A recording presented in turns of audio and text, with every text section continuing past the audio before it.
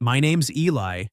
I'm 24, fresh out of college and floating in that weird space where nothing's quite figured out yet. I live in a small apartment just outside Boston, Massachusetts, in a town where the streets are narrow and the houses lean into each other like old friends. I'm a freelance coder, picking up odd jobs, fixing bugs for startups, but it's not steady. Not yet. Most days, I'm just trying to keep my head above water, chasing half-formed dreams of maybe writing something worth reading someday. Until last week, life was predictable. Wake up code, eat sleep, repeat. That changed when Nate, my best friend since high school, called me up. He runs his family's bookstore in this quiet little town, all creaky floors and faded signs. He was heading out for a work trip, some book fair in Chicago, and needed someone to watch the shop for a few days. "It's easy, Eli," he said. "Just keep the lights on and don't scare the customers." I laughed, said sure, helping Nate was second nature, and plus I could use the change of pace. The bookstore was like stepping into an old movie. Wooden shelves packed with dusty paperbacks, the faint smell of ink and aged paper hanging in the air. The lights were dim, casting a golden haze that made everything feel slower, softer. A bell jingled above the door and the floor groaned under every step. I spent the first day rearranging stacks, sipping burnt coffee from a diner across the street, and flipping through sci-fi novels I'd never finish. It was peaceful, boring even, until that afternoon. The bell rang and I looked up from a dog-eared copy of Dune. There she was, Mira, Nate's older sister. I'd met her once years ago at Nate's birthday. Back then she was a quiet figure in the crowd, the kind of person who didn't need to speak to be noticed. Now she stood in the doorway wearing a pale gray sweater that hung loose on her frame, her dark hair tied back in a messy bun. A faint scent of jasmine followed her, soft but unmistakable. She looked older than I remembered, mid-30s maybe, but her eyes had this steady, knowing calm that made my throat catch. "Eli, right," she said, her voice low, almost amused. "You're running the show now." I nodded, fumbling the book onto the counter. "Just for a few days. Nate's out of town." She glanced around, her fingers brushing the edge of a shelf. "This place hasn't changed. Still smells like my childhood. We talked for a bit, small stuff. Old books, the coffee shop down the street, how she used to hide in here as a kid." Her fingers lingered on a worn copy of Pride and Prejudice, and when we both reached for it, our hands brushed. It was nothing, really, just a graze. But neither of us pulled away right away. Our eyes met, and for a second the shop went still. No words, just the hum of the old radiator in the corner. Outside, rain started to fall, tapping the windows like a quiet drum. I moved to lock up, assuming she'd leave. But Mira stayed, her silhouette framed against the shelves. "Nate mentioned there's a massage room upstairs, right?" she said, casual but deliberate. "From when Mom ran this place." "Yeah," I said, wiping my hands on my jeans. "It's still there. Old electric chair barely works." "My shoulders are killing me," she said, her eyes steady on mine. "Think you could help? Just a quick massage." I froze, my pulse ticking up. She didn't flinch, didn't push, just waited.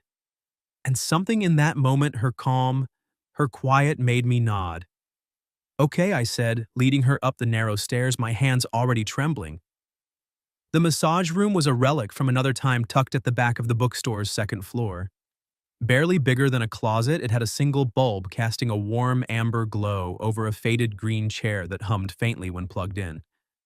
The air smelled of old wood and lavender from a forgotten candle on a shelf. Mira sat down, slipping off her gray sweater to reveal a simple black tank top. Her shoulders were narrow, her skin pale under the soft light. I stood behind her, my hands hovering, unsure where to start.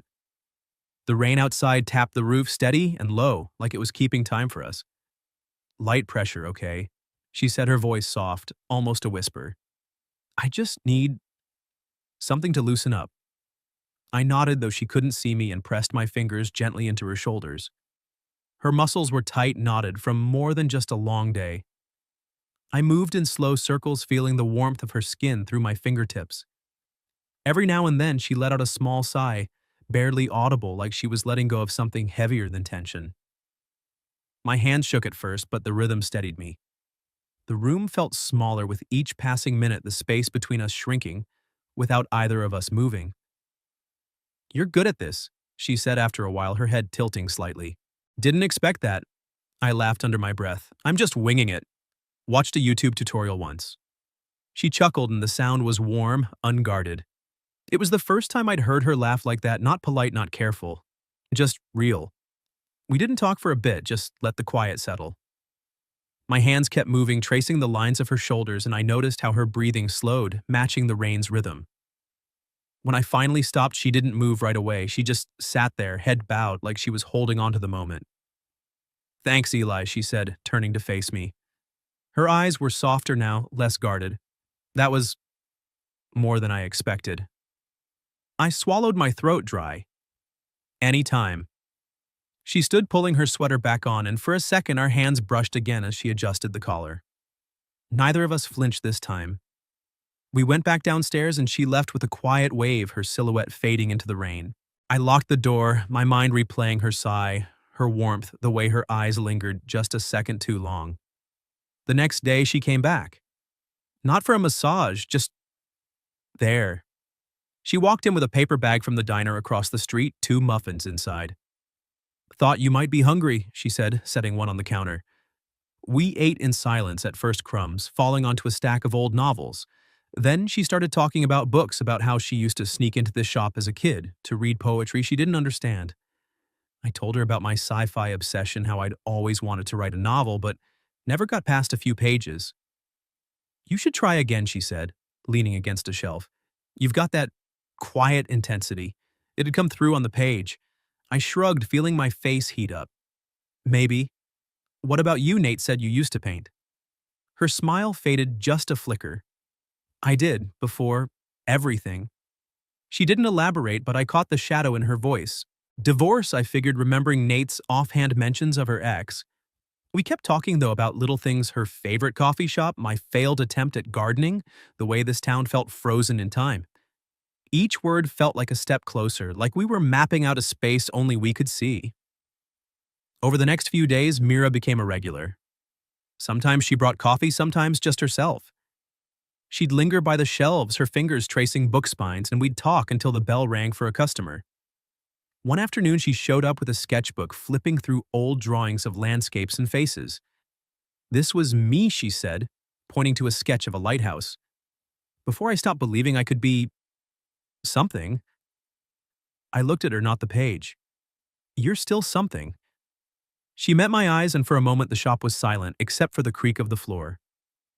"Careful, Eli," she said, half smiling. "You say things like that, I might start believing you." That night I closed the shop late. Mira stayed helping me stack books. We ended up sitting on the floor behind the counter, our shoulders brushing, as we passed a thermos of tea she'd brought. She talked about her divorce, not the details, just the weight of it. How it left her feeling like a book with half the pages torn out. I didn't know what to say, so I just listened, my hand resting close to hers. "You're like a blank page," she said, her voice barely above a whisper.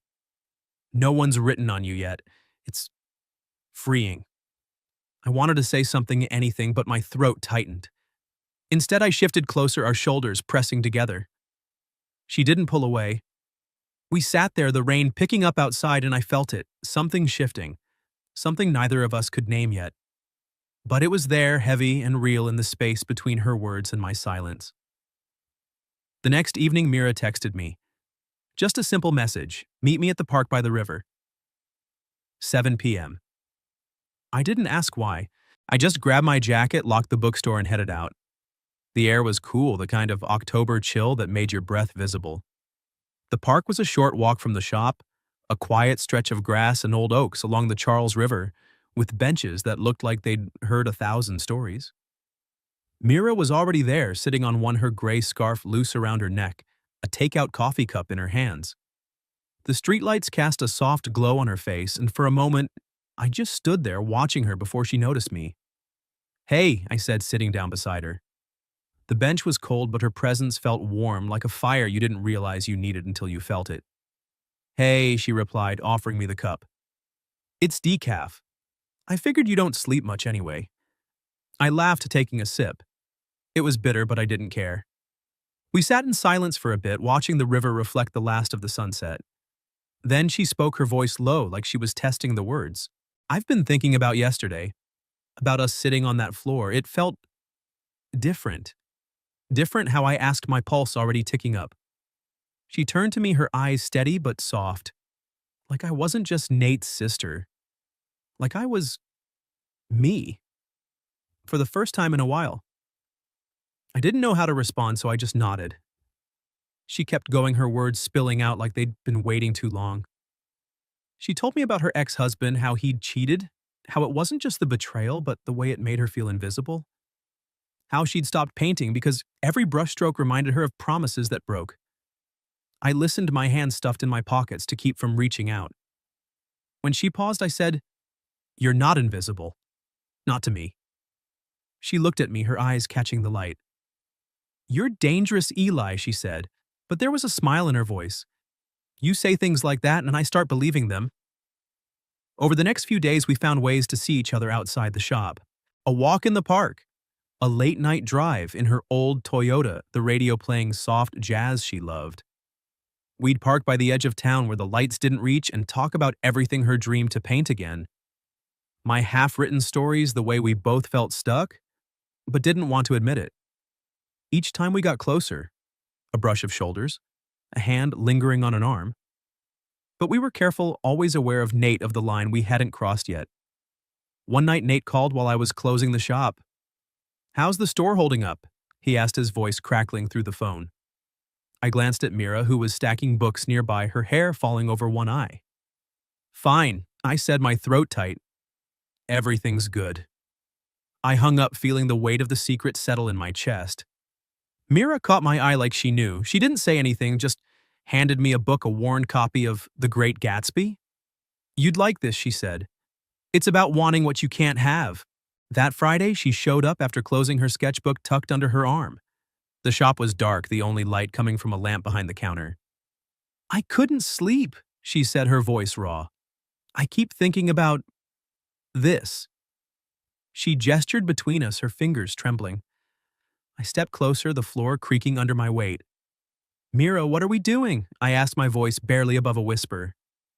"I don't know," she said, her eyes searching mine. "But I don't want to stop." We ended up in the massage room again, the air thick with lavender and the hum of that old chair. She sat down, but this time I didn't touch her shoulders. I knelt in front of her, our faces level. "Tell me something real," I said. She leaned forward, her breath warm against my cheek. "I'm tired of feeling like I don't exist," she whispered. "When I'm with you, I do. I don't know who moved first. Maybe it was me, maybe her." But our lips met soft and hesitant, like we were both afraid it would break something. It wasn't a movie kiss, all fire and chaos. It was quiet, deliberate, like a promise we didn't know how to keep. When we pulled back, her eyes were wet, but she wasn't crying.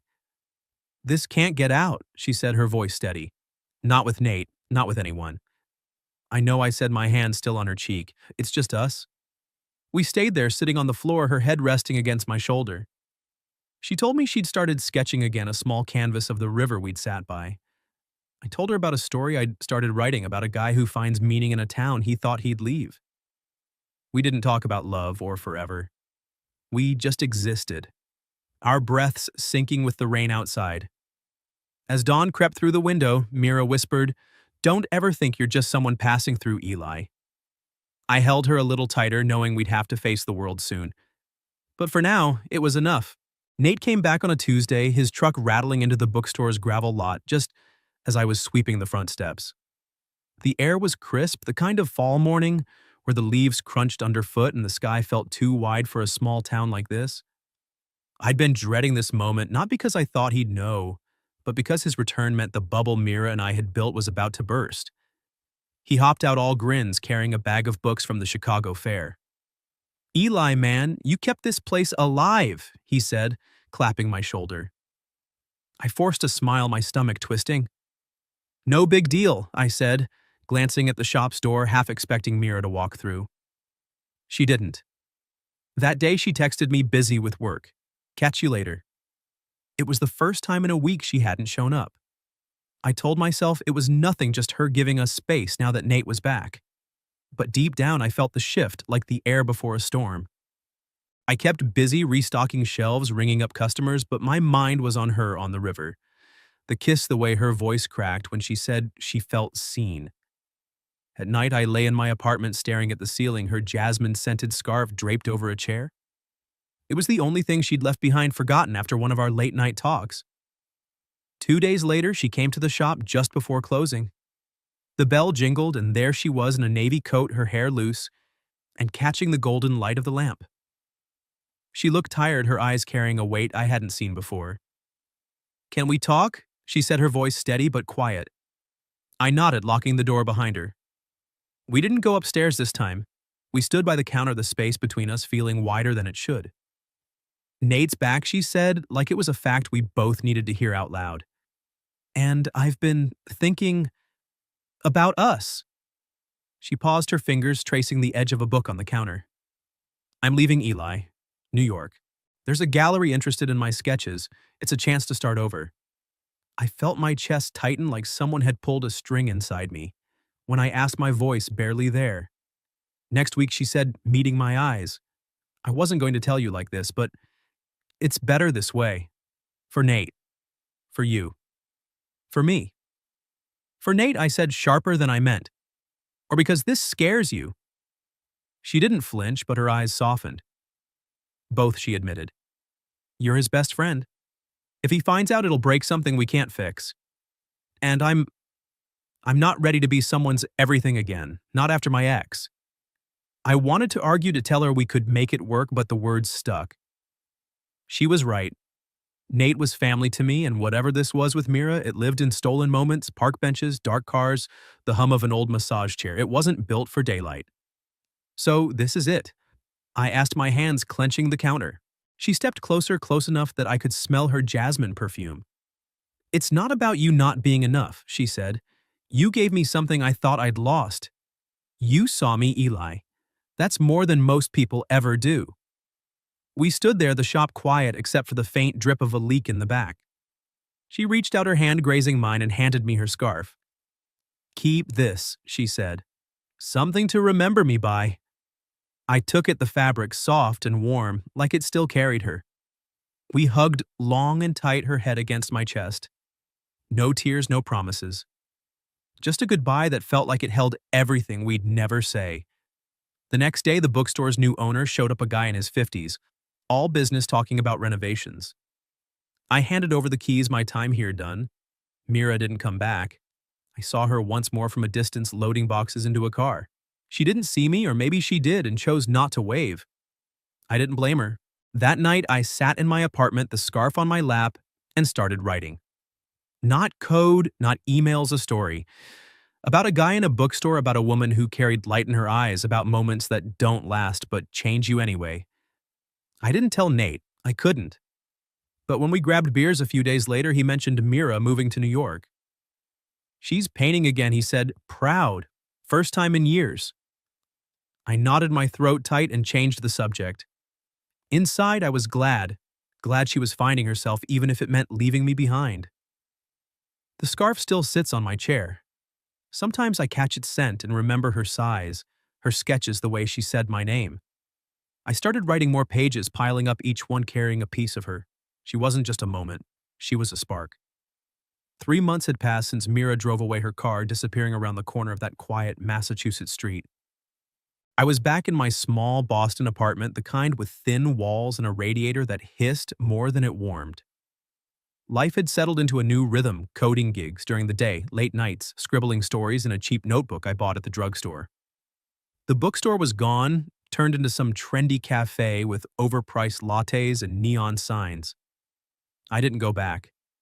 It didn't feel right without the creaky floors or the smell of old paper. But Mira's scarf still hung over my chair, its jasmine scent fading, but not gone. Every time I brushed past it, I saw her steady eyes, her half smile, the way she made silence feel full. I didn't try to call her. She hadn't texted since that last message, "Thank you for seeing me." I could have replied, could have chased her to New York, but I didn't. Not because I didn't care, God, I cared, but because what we had lived in, moments, not plans. Chasing it would have broken something. Instead, I wrote pages and pages, stories about lost towns, fleeting connections, people who leave but never really go. They weren't good yet, but they were honest. Each word felt like a piece of her, a way to keep her close without holding her back. Nate and I still hung out grabbing beers at a dive bar near my place or watching games on his beat up couch. He never asked about the bookstore days, and I never brought up Mira. But one night over a lukewarm IPA, he mentioned her. She's doing good in New York, he said, scrolling through his phone. Got some paintings in a small gallery. She sounds happy. He showed me a photo, a grainy shot of Mira at an art show standing by a canvas of a stormy sea, her smile brighter than I'd ever seen. I nodded my chest tight. Good for her, I said, and meant it. She was painting again. That was enough. I didn't tell him about us, I couldn't. Not because I was ashamed, but because it wasn't his to know. What happened in that shop on those park benches in the glow of that old massage room? It was ours. Mira and I had built something fragile and real, a secret that didn't need to be shouted. Keeping it quiet wasn't about fear, it was about protecting the only thing we'd ever truly owned together. Sometimes I'd walk by the river where we sat that first night, the water still reflecting the streetlights like it did back then. I'd think about her words, "Don't ever think you're just someone passing through, Eli." I didn't. She'd changed me, not in some loud, dramatic way, but quietly like rain carving a path through stone. I wasn't the same guy who'd stumbled into that bookstore, unsure of himself, drifting through days. I was writing now, not just dreaming about it. My first short story got accepted by a small online magazine, not a big deal, but it felt like one. When I saw my name in print, I wondered if Mira would ever read it, if she'd know it was partly hers. One night I sat at my desk, the scarf in my hands, its threads worn from too many touches. I thought about love, not the kind in movies with grand gestures and forever promises, but the kind that shows up unannounced in a glance, a touch, a shared silence. Mira wasn't my girlfriend, my wife, or my future. She was something else, a spark that lit something inside me I didn't know was there. She taught me that you don't need to hold on to someone to carry them with you. That sometimes love is just being seen just for a moment and letting that be enough. I kept going. Coding paid the bills, but writing became my air. I started a blog posting snippets of stories about people like us, people who find each other in the cracks of ordinary days. A few strangers left comments saying the words hit them somewhere deep. It wasn't fame, but it was something. I was building, not drifting, and every time I typed, I felt her there in the rhythm of the keys in the spaces between the words. If you're reading this, maybe you've had a moment like that one that didn't last, but changed you anyway. Share it below. It's the kind of story that keeps us connected, keeps us human. Hit that subscribe button if you want more like this. For now, I'm just Eli, still here, still writing, still carrying a piece of her wherever I go.